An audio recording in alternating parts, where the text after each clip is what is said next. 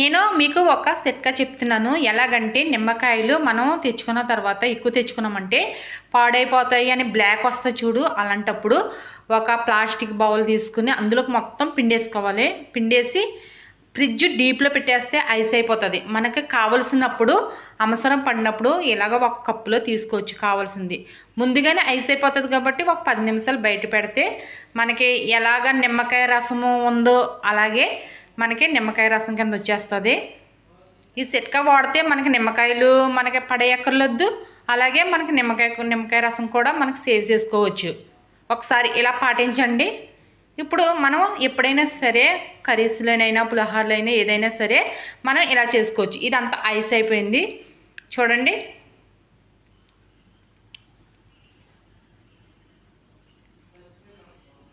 మనకు అసలుగా నిమ్మకాయ రసం ఇలాగా వేస్ట్ చేసుకోకుండా మనం ఇలాగ వాడుకుంటూ ఉంటే చాలా ఇంటింటికి చిట్కా ఇది. అలాగే నేను పులిహోర చేశాను. వినాయక చవితి సందర్భంగా పులిహోర చేశాను. అలాగే ప్రసాదనం కూడా ఇది ఒక పొడి కింద ఆడి వేశాను. అలాగా పొడి వేసుకుంటే చాలా టేస్ట్ వస్తుంది. అలాగే నాకు లైక్ చేయండి, కామెంట్ చేయండి, సబ్స్క్రైబ్ చేసుకోండి. నేను సునీత కుకింగ్. ముందుగా నేను నానబెట్టాను బియ్యం. మామూలు బియ్యమే మనం ఇంట్లో వాడుకునే రైసే తీసుకున్నాను. ఒక పావు గంట ముందుగా నానబెట్టాను. నానిపోయింది.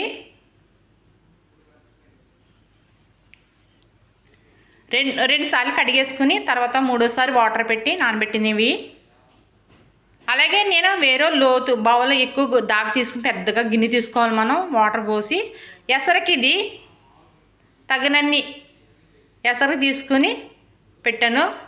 స్టవ్ వెలిగించి ఆల్రెడీ వాటర్ లైట్గా మరుగుతుంది, అదే పొంగు వస్తుంది. అలాంటి టైంలో సాల్ట్ వేసుకోవాలి. ఎందుకంటే పులిహోరకి ముందుగా సాల్ట్ సరిపడగానే రైస్లోనే వేసేసుకోవాలి. 2 స్పూన్లు సాల్ట్ వేసాను.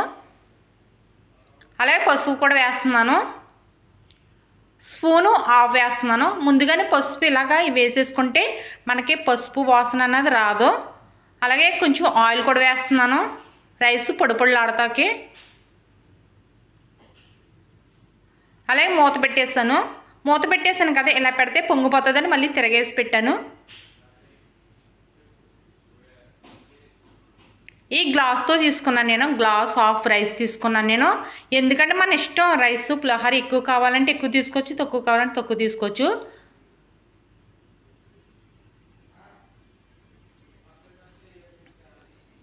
అలాగే మరిగే వాటర్లో వేసేస్తున్నాను బియ్యం.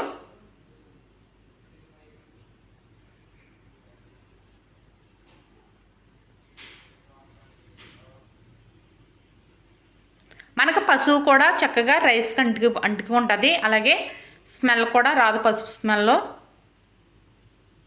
ఉడుకుతుంది, రైస్ ఉడుకుతుంది.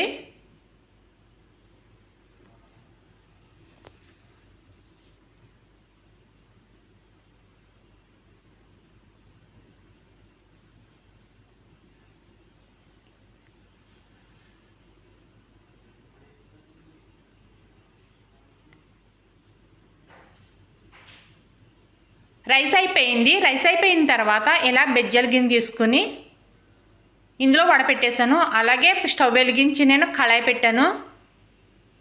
ఇందులోకి మనం పులిహోరలోకి పొడి ఆడతాకి తీసుకున్నాను. ఇలాగే నేను అది పక్కన పెట్టి ఈ రైస్ ఇలా గిన్నెలో నేను వంచిపెట్టిన గిన్నెలో వేసేసుకోవాలి. ఎందుకంటే నేను దమ్ము వేయలేదు రైస్ ఇది, అందుకని. అప్పుడు మూత పెట్టేసుకుంటే చక్కగా మగ్గిపోయినట్టు ఉంటుంది రైస్ అన్నది. అలాగే నేను కళాయి పెట్టాను కదా, అందులోకి పల్లీలు, అలాగే మెంతులు, జీలకర్ర, జీడిపప్పు తీసుకున్నాను.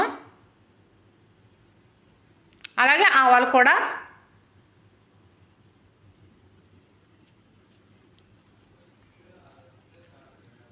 కళాయి వీటెక్కిన తర్వాత ఆవాలు వేయకూడదు. ఆవాలు వేస్తే మనకి పేలిపోయి మీదకు వస్తాయి, అందుకని ఇవి వేసుకుని వేపుకోవాలి. కలర్ బ్రౌన్ కలర్ వచ్చిన తర్వాత అప్పుడు ఆవాలు వేసుకోవాలి.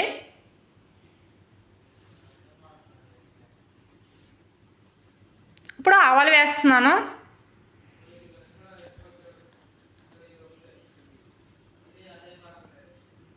నేను నిమ్మరసం ఇందాక తీసాను కదా, ఈ 3 కాయలు ఉంటుంది నిమ్మరసం. అలాగే నేను పోపులు తాలింపు పెడతాకే తీసుకున్నాను. పచ్చెనగపప్పు, సాయి మినపప్పు, ఆవాలు, జీలకర్ర, అలాగే మినపప్పు, గుళ్ళు మినపప్పు తీసుకున్నాను. అల్లం తగినంత చిన్న ముక్క తీసుకుని కడిగేసి నీట్గా కట్ చేసాను. చిన్న చిన్న ముక్కలుగా కట్ చేసి పెట్టాను. పచ్చిమిరకాయలు కూడా కట్ చేసి పెట్టాను. అల్లం మనం ఇవన్నీ వేసుకుంటే అరుగుదలకు కూడా ఉంటుంది పులిహోర అన్నది. ఎండుమిర్చి తీసుకున్నాను తగినన్ని. అలాగే కరివేపాకు,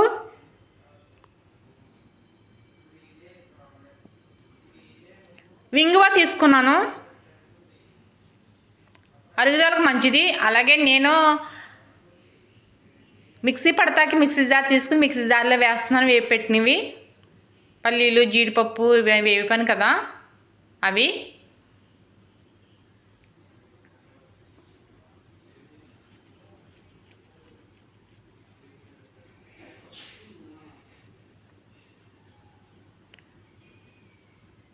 అలాగే పొడి ఆడేసి పెట్టేస్తున్నాను పక్కనే. మళ్ళీ కళాయి తీసుకుని హైలో పెట్టేసాను మంట. అలాగే ఆయిల్ పోస్తున్నాను.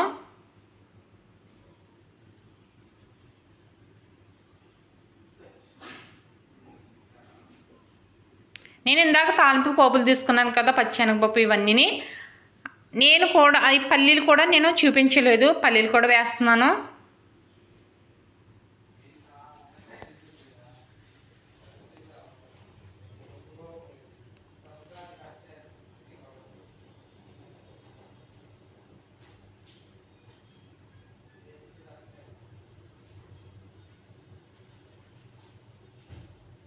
పచ్చిమిరకాయలు, ఎండుమిరకాయలు,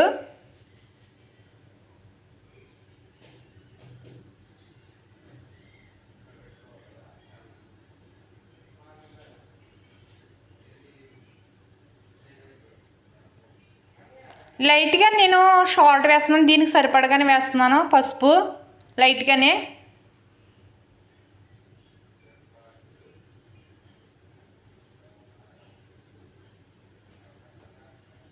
కరివేపాకు ఇవన్నీ వేసిన తర్వాత మనకి కలరు లైట్గా బ్రౌన్ కలర్ రావాలి, గోల్డెన్ కలరు. నేను అలాగే పళ్ళుని తీసుకున్నాను. ఈ రైస్ అన్నది పళ్ళులో వేసేస్తున్నాను. మనకి గుళ్ళో పెడతారు కదా ప్రసాదం, అలాగ ఉంటుంది ప్రసాదం. చక్కగాను మనకి గుళ్ళు ఎలా పెడతారో అంత టేస్ట్ వస్తుంది ఇలా చేసుకుంటే.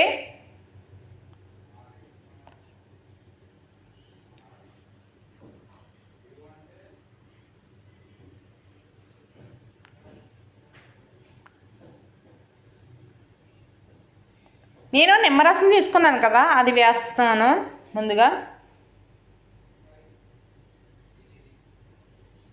ఇంగువ కూడా వేస్తున్నాను తగినంత. వేసిన తర్వాత ఇలా కలిపేసి నేను వేపించి పెట్టిన తాలింపు పోపులు వేసేసాను.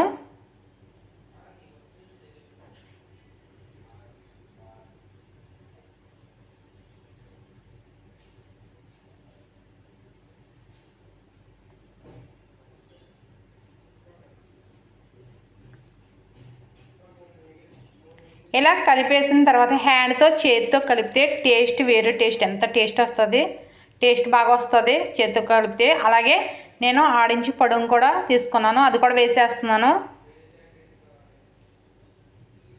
బాగా ఎక్కువ కాకుండా లైట్గానే కొంచెం కొంచెం తీసుకోవాలి, మనకి కమ్మదనం కూడా వస్తుంది, స్మెల్ బాగా వస్తుంది.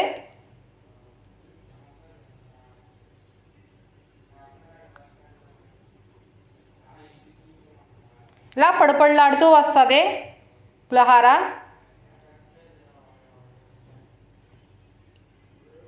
అయిపోయిన తర్వాత నేను మళ్ళీ చూపిస్తున్నాను మీకు. ఇలా చేసుకుంటే అందరూ చాలా టేస్టీగా కూడా ఉంటుంది, ప్రసాదంగా కూడా అనిపించేలాగా ఉంటుంది.